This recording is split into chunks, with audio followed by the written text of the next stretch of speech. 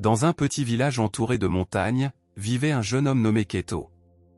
Depuis son enfance, Keto rêvait de parcourir le chemin du sage, un sentier qui traversait la forêt jusqu'à une ancienne pagode au sommet de la montagne.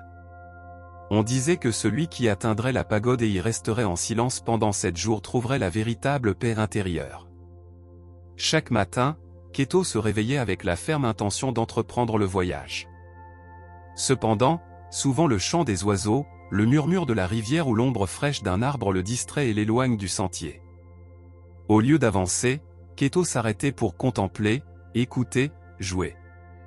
Un matin, alors qu'il se préparait à partir, son grand-père s'approcha de lui et lui dit d'une voix douce. « Keto, ne t'écarte pas de ton chemin.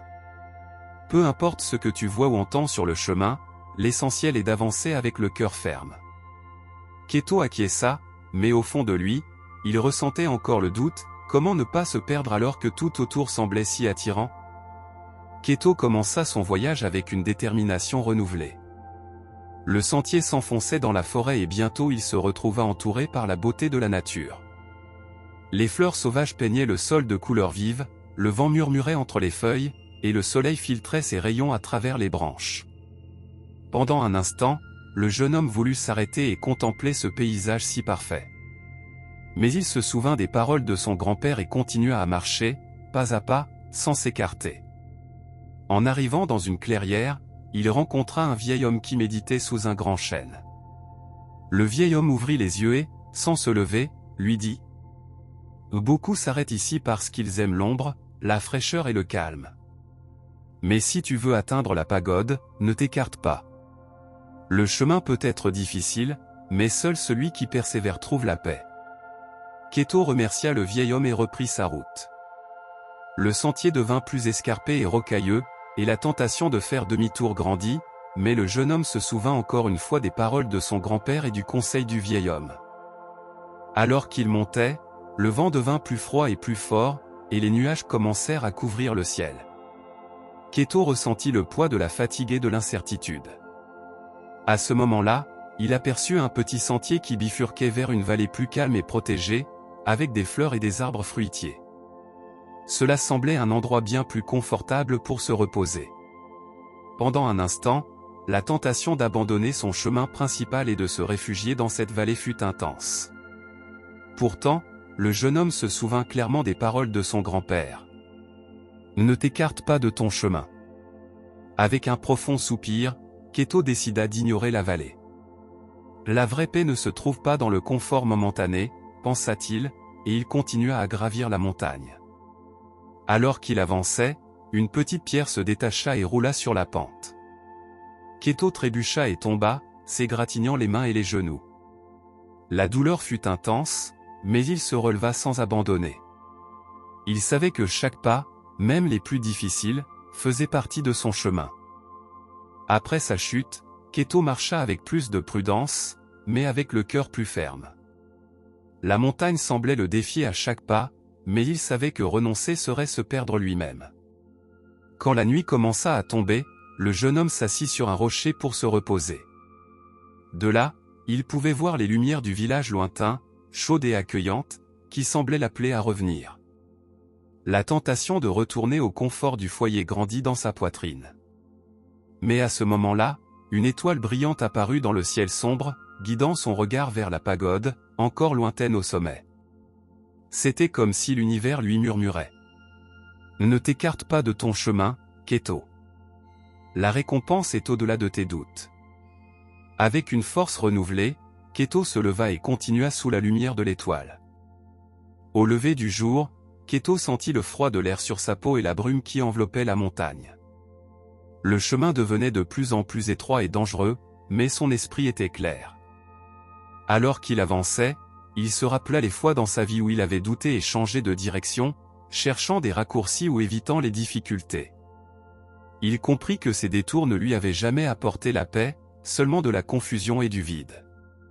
Alors, il comprit que le véritable chemin n'était pas seulement le sentier physique vers la pagode, mais l'engagement envers soi-même, la constance et l'acceptation de chaque pas, même les douloureux. Avec cette révélation, Keto marcha avec sérénité, sans peur ni précipitation, seulement avec la ferme intention d'arriver. Finalement, après de nombreuses heures d'efforts, Keto arriva à un dernier tronçon presque vertical. Ses mains tremblaient, son corps était épuisé, mais son esprit restait serein. Il regarda en bas et vit le sentier qu'il avait parcouru, avec tous ses obstacles et ses tentations. Il se souvint des paroles de son grand-père, du conseil du vieil homme, de l'étoile dans la nuit et de sa propre détermination. Tout ce qu'il avait vécu lui avait appris que s'écarter ne mène qu'à se perdre. D'un dernier effort, il s'agrippa à une racine et grimpa jusqu'à l'entrée de la pagode. En franchissant le seuil, il sentit un poids invisible se dissoudre de sa poitrine. Il savait que son chemin ne s'arrêtait pas là, mais qu'il avait fait le pas le plus important, ne pas s'être écarté. À l'intérieur de la pagode, Keto s'installa sur un simple coussin de paille. Il ferma les yeux et respira profondément, laissant le silence remplir chaque recoin de son esprit. Il ne cherchait pas de réponse immédiate ni de miracle soudain, il voulait comprendre, sans hâte, l'essence de son propre chemin. Le temps semblait s'arrêter. Les jours passaient sans distinction, et Keto apprit à écouter le rythme lent de sa respiration, le doux battement de son cœur et le murmure du vent parmi les arbres. Il comprit que le chemin n'est pas seulement une ligne droite vers une destination visible, mais un flux constant de moments présents, une danse entre avancée et accepter. Dans cet état de profonde quiétude, il comprit que les distractions et les tentations de s'écarter sont comme des branches qui semblent offrir ombre et refuge, mais qui éloignent du véritable accomplissement. Le véritable défi est de maintenir la direction intérieure, d'être fidèle au sentier que l'âme a choisi, même lorsque le confort appelle à reculer. Keto sourit pour lui-même, reconnaissant que la force qu'il avait cherchée à l'extérieur avait toujours été en lui. Cette force était son engagement à ne pas abandonner, à ne pas se perdre, à maintenir un pas ferme et constant. Au 7e jour, alors que l'aube teignait la pagode d'or, Keto se leva avec une profonde sérénité qu'il ne connaissait pas auparavant. Ce n'était pas le sommet de la montagne ni le lieu sacré qui l'avait transformé, mais le voyage intérieur et la détermination à ne pas s'écarter. En revenant au village, il trouva son grand-père qui l'attendait sous le même arbre où ils avaient parlé au début. Sans un mot, son grand-père lui remit un petit miroir poli, un objet simple mais plein de signification. « Regarde à l'intérieur » lui dit-il d'une voix chaleureuse. « Le chemin le plus important que tu ne dois jamais perdre est celui qui te mène à toi-même. » Keto tint le miroir et y vit son propre reflet, mais aussi le calme et la clarté qui habitaient maintenant en lui. À ce moment-là, il comprit que la vraie paix n'est pas un lieu lointain, mais la fidélité à soi-même, le courage de continuer malgré les tempêtes, la confiance que le chemin que nous choisissons est celui qui nous fait grandir. Depuis ce jour, Keto ne permit plus jamais aux distractions de le détourner de sa voie. Car il savait que le chemin n'est pas facile, mais c'est le seul qui mène à la liberté et au vrai bonheur.